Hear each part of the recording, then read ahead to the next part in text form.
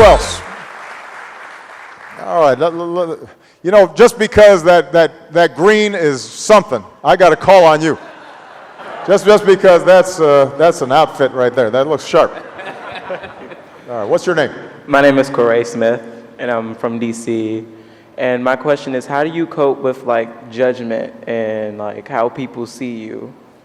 Well, that's an interesting question. Yeah, because people do have a lot of judgment about me, don't they? That's a great question. Yeah. You know, when you grow up, when you're young, it is natural to care a lot about what your peers think of you. That's just human. And there's nothing wrong with that. That's part of how young people get socialized, is they are looking at how people are responding to them and taking it in. And when they get positive reinforcement, they do more of that. And when they get negative reinforcement, they do less of that. And that's just how we are. We're social animals. But I do think that as you get older, part of what you have to determine is what's important to you. Who are you?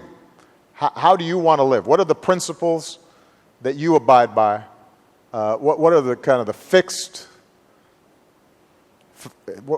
foundations? What's the North Star that steers you? So that when things happen that aren't always according to plan, and when you have tough times, and when you are struggling, what is it that's going to keep you going and keep your bearings? And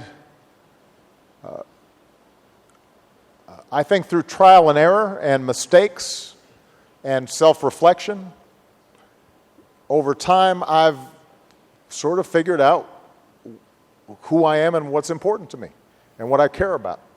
And I try to stay focused on that. And that can come about in a lot of different ways. Some people come at it through their faith, and God centers them. And some people come at it through their work, and they determine this is what I think is important in terms of my work. There are different paths to it, but at some point, to be a man or a woman, to be an adult, to be a full-grown person, you have to move beyond just what other people think, and you have to make a determination about what do you believe in. Not just what's your opinion any given day, because folks have opinions about everything, and I change my mind about issues. There's times where I think one way, and then I get more evidence, new information comes in, and I say, oh, you know, maybe I wasn't right about that. Let me rethink this. So there's nothing wrong with changing your mind, but that's different from losing your sense of who you are and what's important, or just changing your mind because it's easy or expedient. And what I try to do is be open-minded to new facts, but say pretty fixed in terms of what I think is important. I think, for example, it is really, this sounds corny, but I think it's really important to treat other people with kindness. So that's a basic principle that I've got. Now, I've got to translate that sometimes in very abstract ways. All right, well, what does that mean if you've got suffering children halfway across the world? What are my responsibilities to them? And how does that translate into policy? And sometimes I've got tough choices, because on the one hand, I may want to help those children. On the other hand, I've got a bunch of young people I need to help here. And if I want to help those children, I may need to then deal with bad people who are hurting those kids. But that may involve the United States in the kind of conflicts that ultimately hurt some of our young men and women who I might have to send there. So there are complexities to it. It's hard, but I don't lose track of the fact that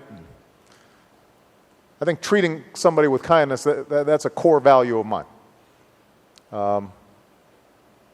And then I just don't watch TV. That's the other thing. That also helps. That's not entirely true.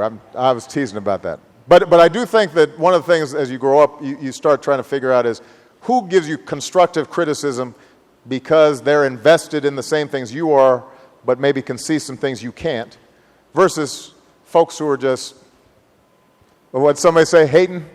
Somebody just hating? Just haters? I won't go there, but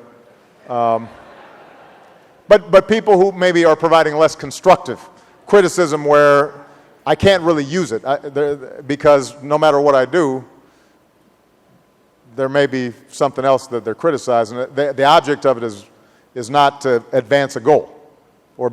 And so one thing you should learn is if somebody's being constructive in their criticism, usually they're not criticizing you, they're criticizing your actions and what you do and are giving you something specific. So if a coach is coaching Chris and just says, you're a buster, you can't play, that's not constructive criticism.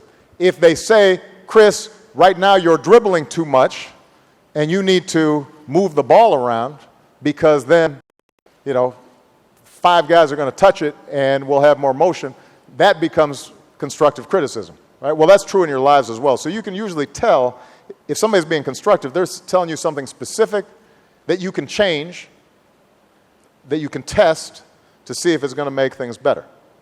And if they can't, if all they're saying is, you're not worth nothing, then that's probably not something that you want to pay a lot of attention to. Does that make sense?